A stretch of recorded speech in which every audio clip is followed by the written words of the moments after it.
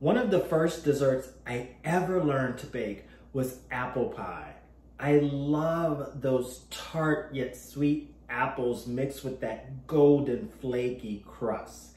So today I'm going to show you a lighter version of that, which is an apple tart, where you get all of those nice flavors of an apple pie, but in a light yet sweet, delicate dessert. Coming up next, right here on The Sweet Spot.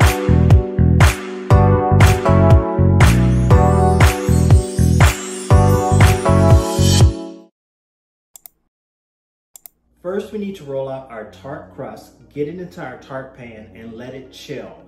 While it's chilling, we'll make our pie filling. So I've pre-made my pie crust.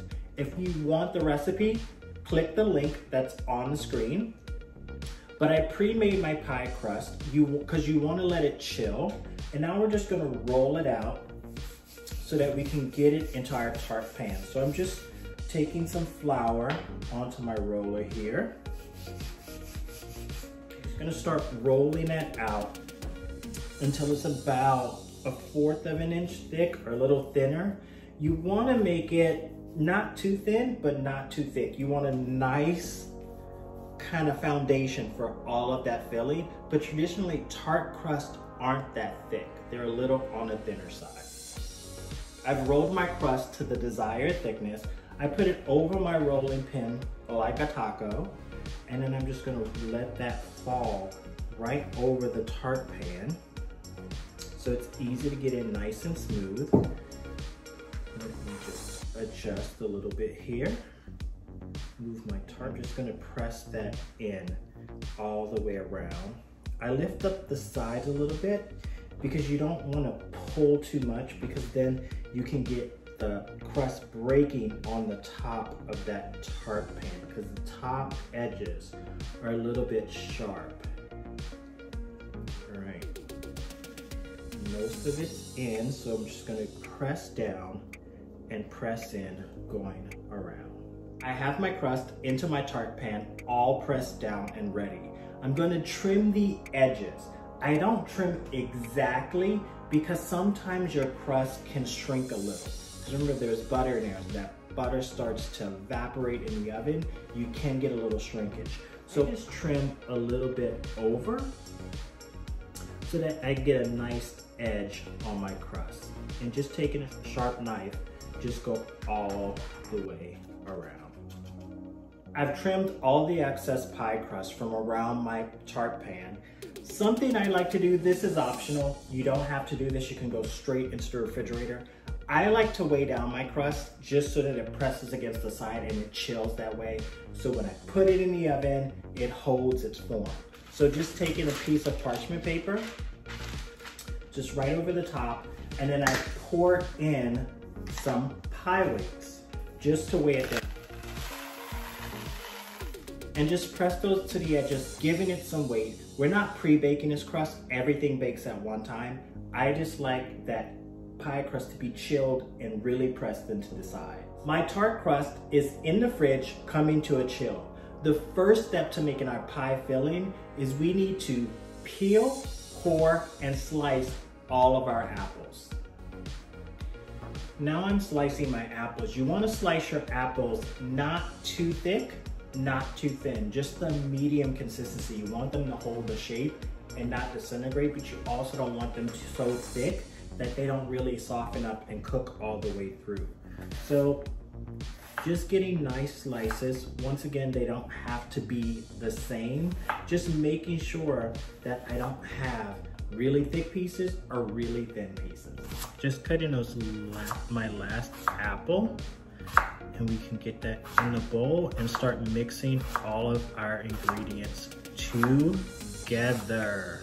I have all of my sliced apples in a bowl. Now we're gonna start making our filling. So what we're gonna do is add that granulated sugar, the brown sugar, our salt, cinnamon, vanilla, and lemon juice. We're gonna toss all of this until all that filling is really mixed throughout. Now that my apples are all tossed in the cinnamon and sugar mixture, it's now time to put them into my tart pan. You can do any design you want. I'm going to layer them in a circular pattern. You can do whatever you like. As you can see, I've laid my apples in an upright circular pattern, just staggering the apples in between. So I'll show you the last few. As you can see, I'm going to go ahead and put that at the seam. So the way you layer, going around even amounts of apple, you place the next apple over the seam. Doesn't have to be perfect, but it starts to give you that circular design you want. So just layer in the next apple right there. Another one right there. And you can see it's starting to build this rose pattern just naturally by staggering the apples. I'm just gonna fix this one because it's not quite as staggered.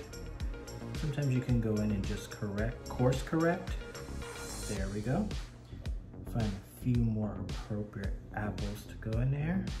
And as you can see, it's starting to build a nice rose blossom pattern.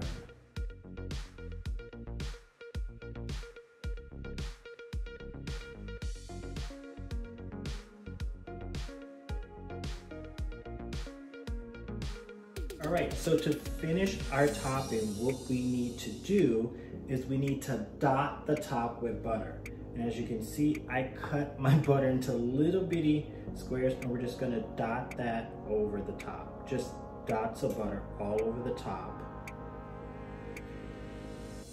Now that we've dotted our butter all over the top, we're gonna sprinkle that with that extra sugar. Just sprinkle the top with sugar. Okay, so our pie looks beautiful with that butter and sugar on top to get it nice and crisp. It's time to go into the oven. You're gonna bake it at 350 degrees for 1 hour. I set my timer for 45 minutes just to check and make sure everything's baking as it should, nothing's burning, but you're gonna wanna bake it for at least 1 hour. I've just taken my tart out of the oven. Oh, it smells amazing. It looks beautiful. The last step is to brush the top of your tart with the melted apricot preserves. Just using a brush, just brush it right over the top, creating a nice glaze over the entire top of your pie. And there we have it, apple tart.